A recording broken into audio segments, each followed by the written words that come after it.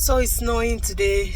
It's a huge snow this morning, guys, and come to think that we have actually put the snow away this season, but we've been lucky. So let's just say we've been lucky.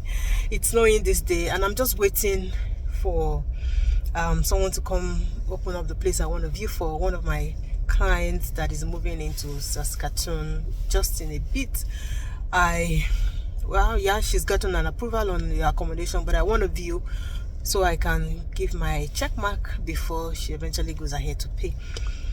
So while we're waiting, I thought I should start the vlog from here. Hi guys, I'm sure you can see the snow. Let me take you closer a bit so you can see the snow. It's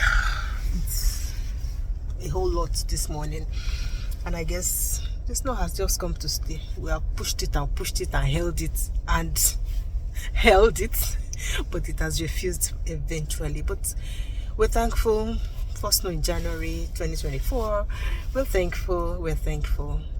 So I guess the person is here. Yes, he's just walking here.